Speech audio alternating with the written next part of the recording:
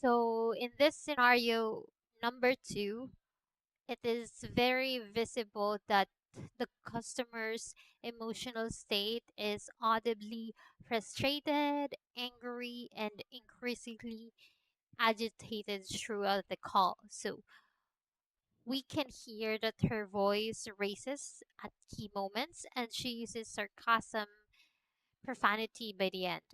So highlighting how emotionally charged she is. So by the words of choice, she's using emotionally intense language like you need to take accountability, um F you, and that's exactly what's wrong with America. So accusatory phrases also, she mentioned, did you sell the product? And you didn't own it. You think anything you have to offer me right now is going to make it better? Sarcastic and rhetorical expressions signal a loss of trust and causes high emotional stress. When it comes to contributing events, so she mentioned she paid $350 for 2 days shipping and now faces a week long day. As far as I remember, the representative's initial response was framed the issue as something that just happens, which further irritated her. So she feels dismissed and unheard, especially when the representative deflects blame to the warehouse or shipping department. And then the other one we have here, the customer's core concern, which she specifically complains about not receiving the product on time, despite paying for expedited shipping. So she perceived lack of accountability from the company and she wants a resolution but feels that offering a refund for the shipping isn't enough given the disruption. So she requested for um, ownership and accountability from the company representative, if I'm not mistaken. And um, uncertain if she still wants the product given the delay and the inconvenience it has caused to her. But when it comes to her nature of concern, yeah, it focuses more on service delay because the product was shipped via ground instead of 2 day as um promised. There is also a miscommunication in which the representative blames the warehouse. So rather than just owning the issue. Also, when it comes to customer care failure, it escalates or the conversation escalates due to the lack of empathy and proactive problem solving. So to summarize this whole context, the customer is trying to express extreme frustration and dissatisfaction due to a shipping delay on a product for which she actually paid a premium 2 day delivery fee. Of course, if it happens to us, we will also be frustrated, especially it is premium.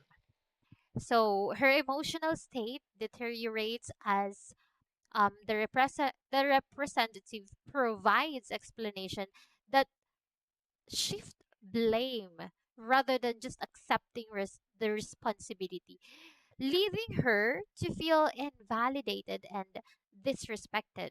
So the core concern centers on the delay in delivery, yeah.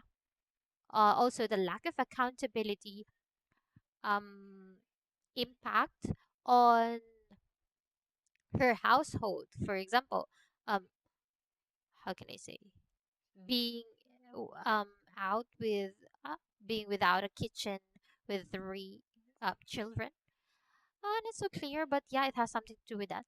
The company solely offered a refund for the shipping, but the customer found she find it very insufficient given the circumstances. So yeah, ultimately this interaction devolved due to poor communication, lack of empathy, and failure to de-escalate the situation appropriately. Good day everyone, I'm Sean H.D. Abel, and here's the customer's emotional state. The customer's tone throughout the call is frustrated and impatient. This is evident in sharpness of their voice, raised volume at times, and abrupt speech. Their word choices such as ridiculous and I've called 3 times already, and no one seems to care, reveal accumulated dissatisfactions. The frustration appears to stem from repeated attempts to resolve an issue, implying prior or negative experiences that have amplified their emotional response. For the customer's core concern, the primary issue raised by the customer is a service delay related to an unfulfilled internet installation. Specifically, they mention missed technician appointments and the lack of proactive updates from the service providers. The customers explicitly complains about being told different information by different representatives, pointing to miscommunication as a major factor. Additionally, they request assurance that the issue will be escalated and resolved promptly.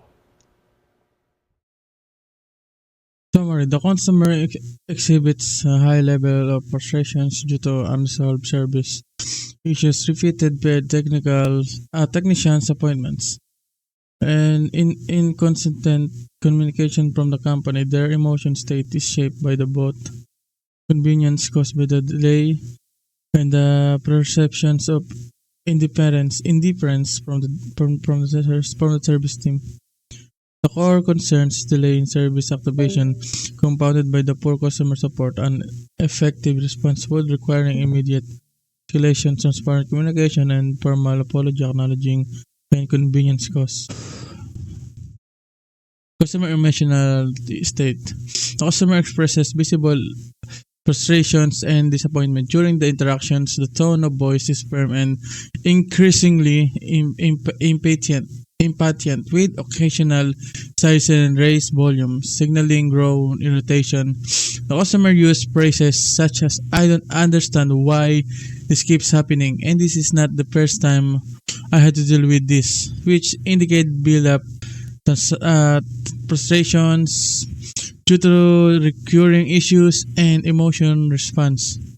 It's driven primarily by repeated by billing errors and the perceived lack of accountability from the company, suggesting that prior negative experience have significantly contributed to their current emotional state.